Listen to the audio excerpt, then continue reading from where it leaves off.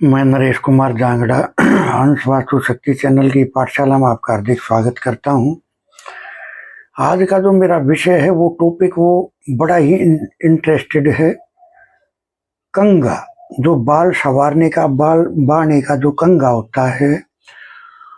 कई बार क्वेश्चन आ जाते हैं, सर कंघे के दांते टूट गए तो क्या करें। मगर दांते की तो कोई बात नहीं है, दांते टूट गए तो खंडित हो गया, बदल लो।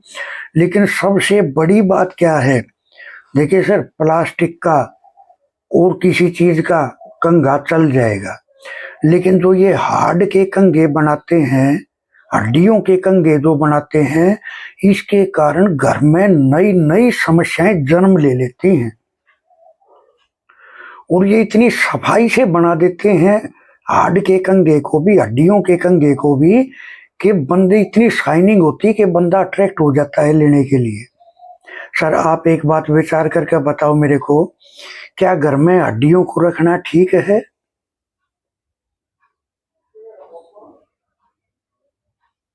मेरी नजर में ठीक नहीं है। देखिए सर, जब जमीन के नीचे हड्डियां होती हैं और जब हम स्कैनर से या डाउजिंग से जब उसको उसका पता करके उसको निकालने की कोशिश करते हैं, हम निकालते हैं उसको, तो क्या घर के अंदर जो हमारी नजरों के सामने है वो हड्डियां ठीक है?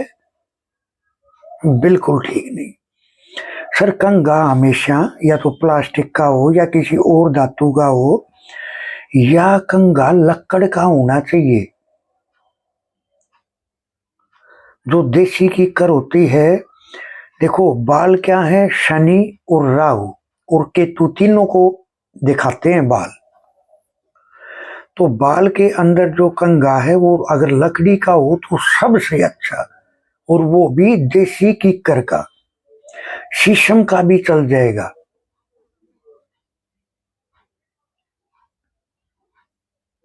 बेल पत्थर की लकड़ी का भी चलेगा। सबसे सर्वोत्तम कंघा होता है बेल पत्थर का या देसी कीकर का। क्योंकि बेल पत्थर क्या है, वो चंद्रमा को शो करता है, शिव भगवान पर अर्पित होता है ये फल। चंद्रमा कहाँ बैठा है? शिव भगवान के मस्तक पे। चंद्रमा क्या है, वो राहु को फ्रीज कर देता है, राहु की बुरी सोच को जकड़ देगा, बुराई को। तो सर लकड़ी का तो बन जाए तो बहुत अच्छा, अगर आपको मिल जाए, वरना तो आप धातु का या प्लास्टिक का भी कंघा चल जाएगा। लेकिन ये हार्ड के कंघे, हड्डियों के कंघे तो बिल्कुल भी इस्तेमाल नहीं करने हैं। हाल से इनको अपने घर से फेकअप करो, और जो मैंने बताई वे चीजें आप इस्तेमाल कर सकती हो। देखिए सर, गृह प्रवेश और पौधारोपण, ये मैंने अपने पिछले वीडियो में बताया। देखिए सर, चंद्र स्वर के लिए वैसे विशेष दिन होते हैं। वैसे तो मैंने बताया है कि देखो, दो ओरा होते हैं, एक शुक्ल पक्ष, एक कृष्ण पक्ष।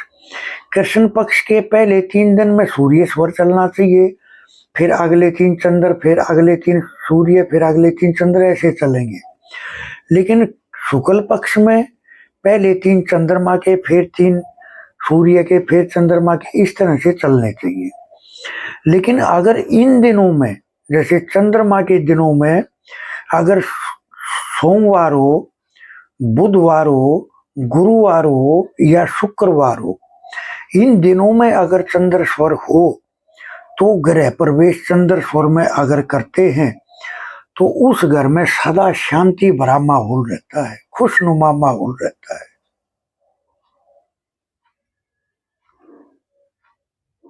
अगर इन दिनों में अगर नवविवाहित जोड़ा अगर प्रवेश करता है तो वो एक ऐसा लगाओ आप, जैसे कि सोने पे सुहागा। यानी बोलते हैं ना कि सती सावित्री की मिसाल देते हैं, तो ऐसी औरतों का मानसिकता, ऐसी औरतों की मानसिकता ये बन जाती है जो एक अमुक छाप छोड़ जाती है। तो सर चंद्र स्वर का ये जरूर करके चलना चाहिए आपको। तो इस तरह से लंबी दूरी की यात्रा सर चंद्र स्वर में करनी चाहिए। कोई भी पद ग्रहण करना है हमें तो वो भी चंद्र स्वर में करना चाहिए। और देखिए औरतों के गहने बहुत सारे समस्याएं आती हैं, बताते हैं सर हमारा गहना टूट के गिर गया, क्या कारण था। देखिए आज मैं आपको एक विशेष बात बताऊंगा। जब भी औरतें सूर्य स्वर में अगर आभूषण धारण करती हैं, वे आभूषण अक्सर टूट जाते हैं, खंडित हो जाते हैं। अगर चंद्र स्वर में अगर धारण करती हैं औरतें तो उनका टूट के गिरने का खतरा खत्म हो जाता है और गहने पहनने का हकीकत का फायदा मिलता है। कितना बड़ा राज है सर। हंस वास्तु शक्ति ये चैनल आप सबका है। लाइक करें, सब्सक्राइब करें, शेयर करें, कमेंट करें। सर वास्तु के एडमिशन ओपन है, सीखने के इच्छुक हमारे से संपर्क कर सकते हैं। अगर किसी को अपनी कुंडली चेक करानी है तो आप हमारे से संपर्क कर सकते हैं। अगर आपको अपना नक्शा चेक कराना है अपने घर का तो आप हमारे से नक्शा चेक करा सकते हैं। और जो जो मैंने बताया उन सावधानियों को थोड़ा सा अपने ध्यान में जरूर रखना है। थैंक यू, धन्यवाद, नमस्कार, जय हिंद, जय।